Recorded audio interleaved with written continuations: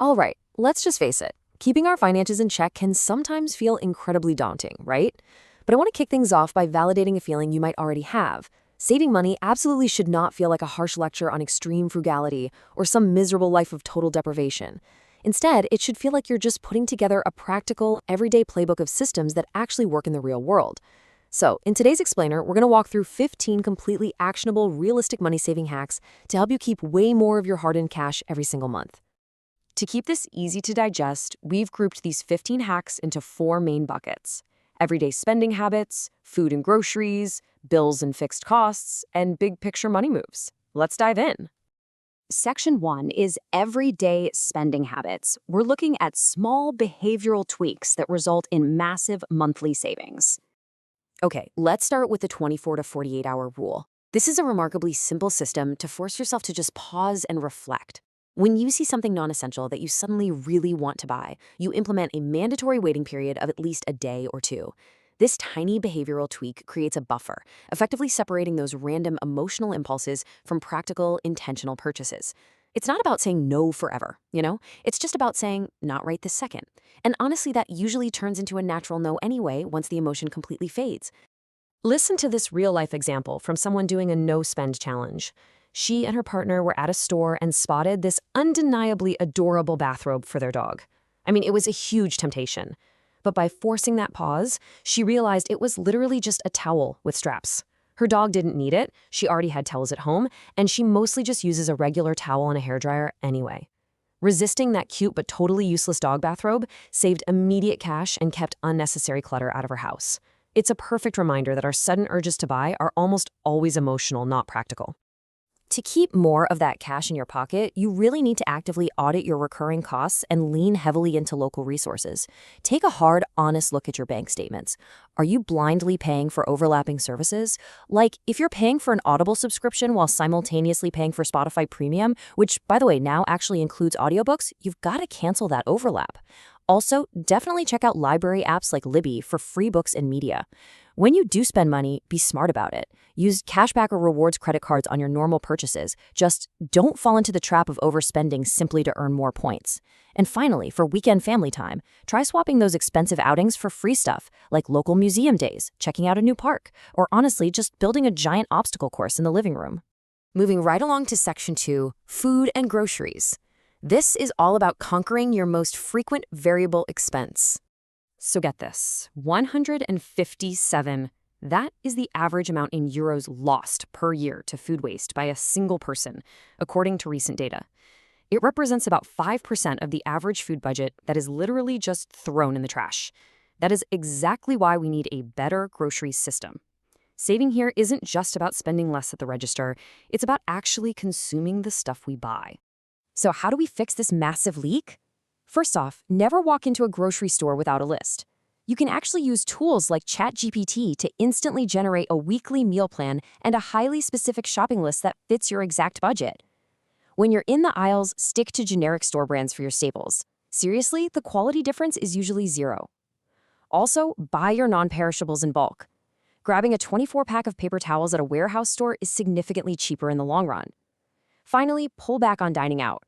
One source noted a supposedly frugal date night still cost them $80 for just 2 basic entrees and a drink. By eliminating those random, chaotic weeknight grocery runs and scaling back the expensive dinners, you protect your budget from a ton of damage. Which brings us to an absolute game changer: batch cooking. To drastically reduce your reliance on expensive takeout when you're just too tired to function, dedicate exactly 2 hours a week to cooking your meals in advance. The trick is to choose recipes with overlapping ingredients so nothing goes to waste. You do all your shopping in one single trip, and then you prep it all at once. This method doesn't just save cash, it drastically reduces daily decision fatigue. When you come home completely exhausted on a Wednesday night, dinner is literally already waiting for you in the fridge. Let's pivot to Section 3, bills and fixed costs. We're going to look at lowering the expenses you probably thought were completely permanent. Here is the exact word-for-word script you can use to negotiate recurring bills like internet, mobile, or insurance. Ideally, you want to call their retention department right before your contract ends or the minute they announce a price hike. You stay polite but firm and you say, "Hi, I've been a client for a few years now. I found a much better deal at a competitor for this specific price. Can you offer an equivalent before I go ahead and cancel?" Telecoms and insurers have dedicated retention budgets, and they can very often grant you a 10 to 30% discount just because you asked. Aside from negotiating, there are three other massive wins that require only a one-time setup. First, if you have high-interest credit card debt, you have to prioritize consolidating or refinancing it to stop that interest from snowballing out of control. Second, right-size your insurance. By simply bundling your home and auto policies with one single provider, you can usually lock in a 10 to 20% annual discount. And finally, ditch those traditional bank fees. By switching to an online bank that doesn't charge ridiculous account maintenance fees, you can easily save $50 to $100 a year for doing absolutely nothing different. And that brings us to our final section, big picture money moves. Elevating from just pinching pennies to actually building real wealth. Okay, this is absolutely crucial, the pay yourself first principle. This flips the traditional script of saving completely upside down. See, most people spend their paycheck and then try to save whatever happens to be left over at the end of the month, which, let's be real, is usually nothing. Paying yourself first means you automate a transfer of a specific amount directly into a high-yield savings or investment account the exact day you get paid. You don't even see it hit your regular checking account, which means you physically can't spend it. And speaking of investing, make absolutely sure you are taking full advantage of employer matches. Whether it's a 401k retirement plan or a health savings account, which, by the way, lets you save tax-free money for medical expenses. If your employer offers any kind of match, you must contribute at least enough to get it. Passing this up is literally leaving free money on the table. Think about it. It is a guaranteed 100% return on your investment right out of the gate. No way you should skip that. Now, to make all this saving feel purposeful instead of totally restrictive, you need to set very specific goals, like saving for a specific trip or building a 3-month emergency fund. To get there, you could adopt something like the Kakeibo method. It's this really cool traditional Japanese financial philosophy that focuses on mindful spending across 4 distinct categories: needs, wants, culture, and the unexpected. Or honestly, just use a budget tracking app for at least 1 month to identify your own personal biggest money leaks. And while you're getting all organized, take a look around your house. Sell those unused clothes, furniture, or toys on social marketplaces. It's a fantastic way to recoup sunk costs and immediately inject some cash into your new savings goals.